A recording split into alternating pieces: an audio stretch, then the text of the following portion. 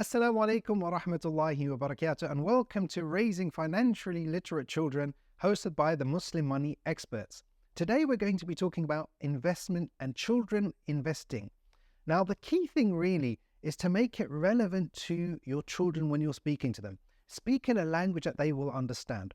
What I normally do is I try and make it into a game. So I would start by something generic. Which prophet do you think was thrown into a well?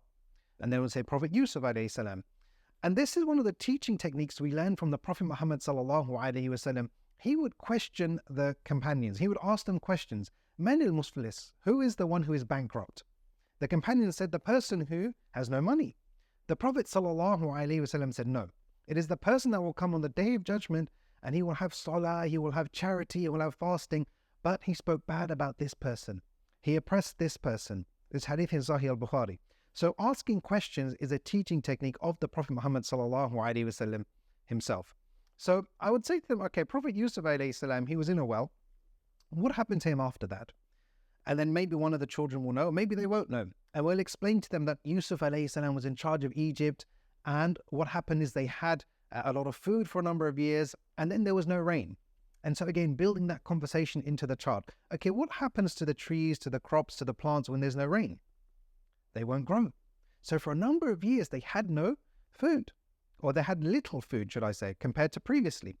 So they used what they had stored up previously to help suffice for the deficit that they had in those few years.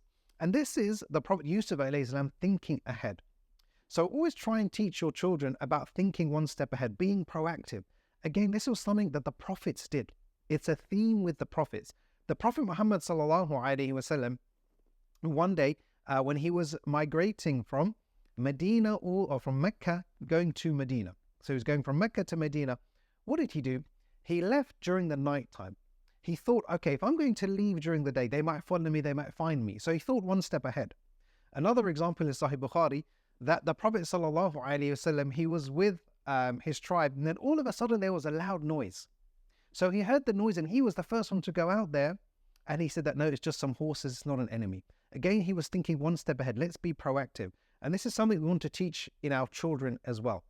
Now, when it comes to investing, for my own children, one of the examples I can share is I'll say to them, would you like to have 2 sweets now? Or would you like to have 1 sweet now and you can maybe have 1 sweet later? But if you have 1 sweet later, that sweet may actually turn into 2 or 3 or 4. What would you like? Again, building that conversation into them, seeing what they prefer. And then we can explain the reasoning as well. Another example is, I often say to them, what's your favorite fruit?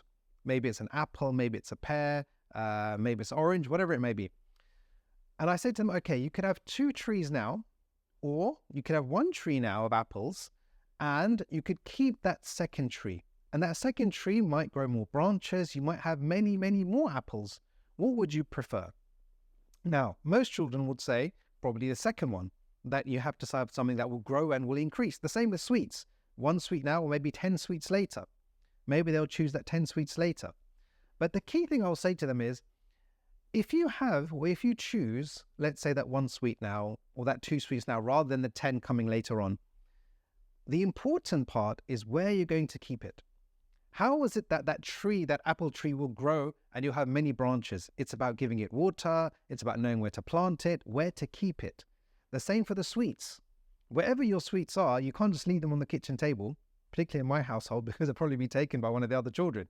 You have to know where to keep it. And it's the same with money. It's not just about having money. It's about where we keep it. Where do we invest it? How is it that it can grow from 1 sweet to 10? How can it grow from 1 apple tree to 2 apple trees, and then to many, many branches and many, many apples?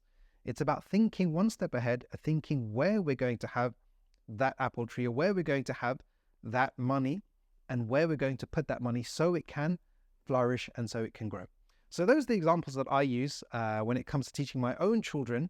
And I hope that's helpful for you as well, inshallah, in terms of teaching children about investment. Use the example of the Prophet Yusuf alayhi salam, and use the example of the Prophet Muhammad sallallahu alaihi wasallam, trying to be proactive and thinking one step ahead. Before I leave, just a quick reminder to check out the Children's Activity Workbook on Raising Financially Literate Children from the Muslim Money Experts website.